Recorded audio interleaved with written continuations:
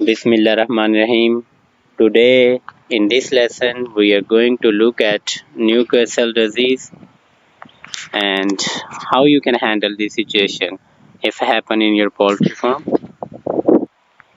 Meanwhile, how you can control this disease. So before starting my video, it's requested you to please subscribe my channel and hit the bell icon to watch more videos. کا سب سے پہلے new castle کے مقام پر out break ہوا تھا poultry birds کے اندر، تو اسی وجہ سے اس کا نام جو ہے نیو کیسل رکھا گیا۔ یہ 1926 میں یہ سب سے پہلے آؤٹ بریک ہوا تھا۔ اس کے بعد جو ہے 1928 انڈیا کے اندر اس کا آؤٹ بریک ہوا تھا رانی کھیت کے مقام پہ، اور اگر پیچھے جائیں تو 1926 کے اندر ہی جو ہے جاوا کے مقام پر انڈونیشیا میں اس کا آؤٹ بریک ہوا تھا۔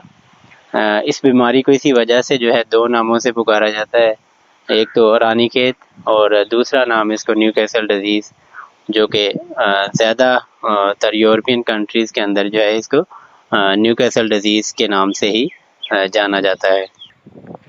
اب یہ بیماری جو ہے کس وجہ سے ہوتی ہے اس کو ہم تھوڑا سا دیکھ لیتے ہیں۔ یہ بیماری جو ہے وہ پیرامگزو وائرس کی وجہ سے ہوتی ہے، ٹائپ 1 وائرس ہے، اور پیرامگزو وائرس اس کا نام ہے، پیرامگزو وائریڈی سے جو کہ بلانگ کرتا ہے۔ And there are 3 strains of paramyxo virus, lentogenic, mesogenic and velogenic strain, and the most virulent strain is velogenic strain۔ اور ان تینوں سٹرین میں سے سب سے کم ویرولنٹ سٹرین جو ہے وہ لینٹوجینک سٹرین ہے۔ میزوجینک was named because of intermediate velogenic strain۔ اس وجہ سے جو ہے وہ انٹرمیڈیٹ پراپرٹی رکھتا ہے، اس وجہ سے اس کو میزوجینک سٹرین کہا جاتا ہے۔ اور یہاں پہ آپ کو بتاتا ہے سٹرین کی امیونٹی جو ہے وہ کم ہوتی ہے، اور اس کی ری ویکسینیشن جو ہے وہ ضرورت پڑتی ہے۔ برڈز کو بار بار جو ہے وہ ری ویکسینیشن کرنا پڑتی ہے چونکہ اس کا ڈیوریشن کم ہوتا ہے۔ جیسے کہ اینڈی لسوٹا ہے، اس کی ری ویکسینیشن کرنا پڑتی ہے۔ اگر ٹرانسمیشن کے حوالے سے بات کی جائے تو اس ڈیزیز کی جو ہے وہ ٹرانسمیشن ورٹیکل ٹرانسمیشن نہیں ہوتی ہے، مین کہ یہ ایگ کے تھرو جو ہے وہ چکس کے اندر نہیں آتی۔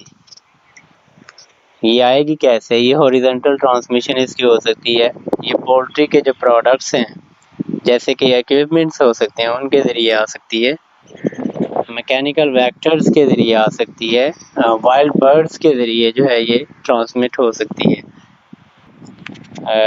گندی ہوا، پانی اور کپڑوں کے ذریعے یہ ٹرانسمٹ ہو سکتی ہے ہیلدی برڈز کے اندر۔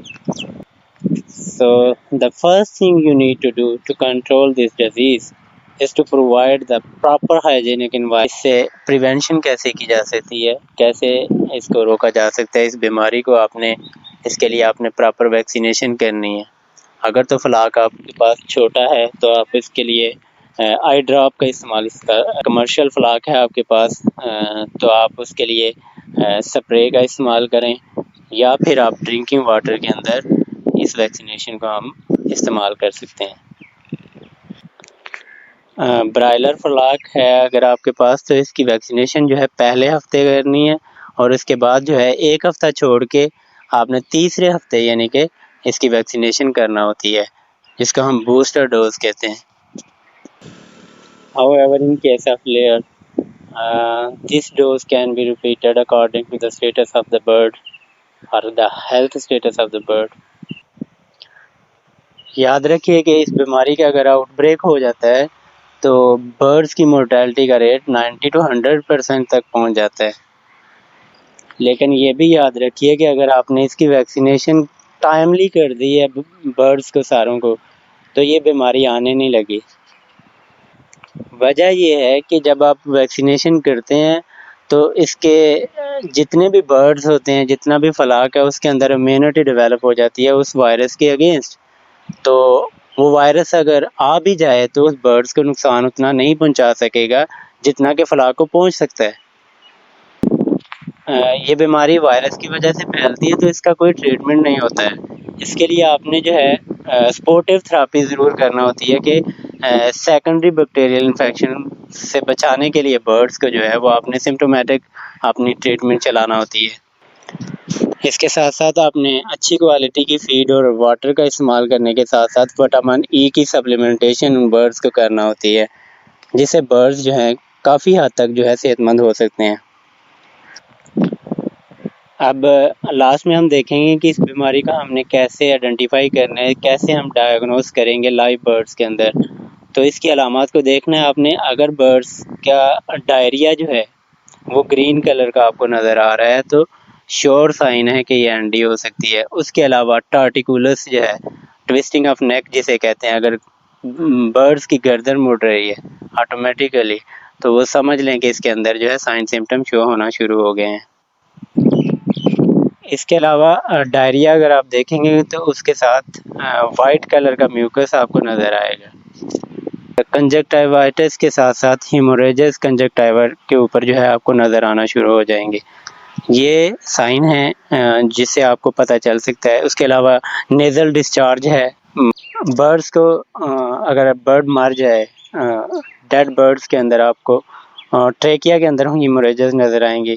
اس کے علاوہ پرووینٹیکولس کے اندر آپ دیکھیں گے تو اس کے اندر ہیموریجز آپ کو نظر آئیں گے۔ پن پوائنٹ ہیموریجز اگر نظر آئیں تو شور سائن ہے کہ یہ رانی کھیت کی بیماری یا اینڈیز کے اندر آ گئی ہے۔